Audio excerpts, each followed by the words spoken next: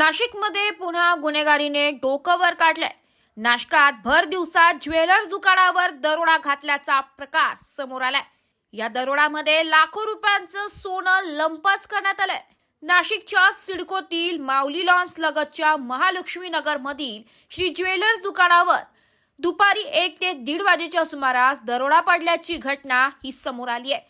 Shri jewellers या दुकानाचे मालक घोडगे व त्यांची पत्नी हे दुकानात बसलेले असताना 2 अज्ञात इसम तोंडाला रुमाल बांधून आले।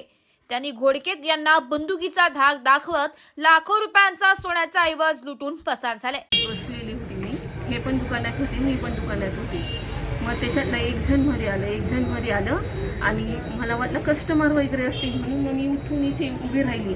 बघितलं तर बाहेर पण अजून एक जण होतं, दोघांच्या तोंडाला मास्क बांधलेलं होतं। मग माझ्या लगेच लक्षात आलं मास्क घालून कधी कोणी सोनाराच्या दुकानात एंट्री करतं म्हणजे काहीतरी हे आहे। तोपर्यंत माझ्या डोक्यात आलं, तोपर्यंत त्याने बंदूक त्यांच्यावर बंदूक रोखली आणि म्हणे तुम्ही बिलकुल चूक उभं राहायचं, बिलकुल पुढेच हालचाल करायची नाही, बाहेर बघायचं पण नाही, कोणाला बोलवायचं पण नाही, कोणते दाबायचे पण नाही म्हणे। असं त्यांनी म्हटलं। यांना एका ठिकाणी बसवलं आणि म्हणे तुम्ही काहीच करायचं नाही। आणि एक जण मध्ये गेलं, जेवढं पण सामान होतं ना दुकानातलं सर्व त्यांनी काढून घेऊन गेले।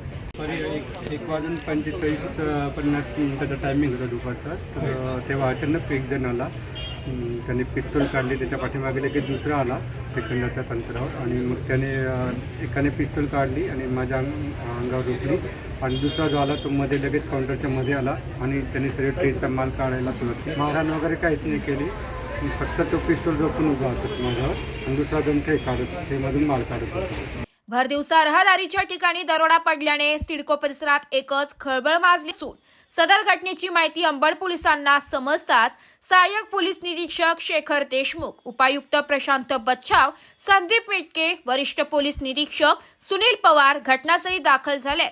तसेच पुढील तपास अंबड पोलीस करीत आहेत। आज नाशिक शहरातील अंबड पोलीस हद्दीतील महालक्ष्मी नगर येथील श्री ज्वेलर्स या दुकानात 2 इसमांनी हातात पिस्तूल घेऊन प्रवेश केला आणि धाक दाखवून त्यांनी दुकानातील दुकानात असलेलं जवळपास 20-25 तोळे सोनं घेऊन पसार झाले। मोटरसायकल एक 50 मीटर लांब लावलेली होती। तर टोटल एक जण तिथे थांबला, 2 जण दुकानात आले, त्यांनी धाक दाखवून 20-25 तोळे सोनं घेऊन पळून गेले। सदरबाबत गुन्हा दाखल करण्याचं काम चालू आहे।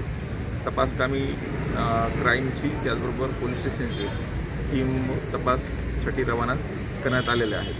भर दिवसा दरोडा पडल्याने दरोडाकरांना पोलिसांचा वचक राहिला नाहीये का असा प्रश्न नागरिकांमध्ये उपस्थित होते। तसेच भर दिवसा दरोडा पडल्याने नागरिकांमध्ये भीतीचे वातावरण पसरले। यापुढे पोलीस काय कारवाई करतात याकडे बघणं आता महत्त्वाचं ठरणार आहे। वृत्तसंकलन विभाग, AB न्यूज, नाशिक।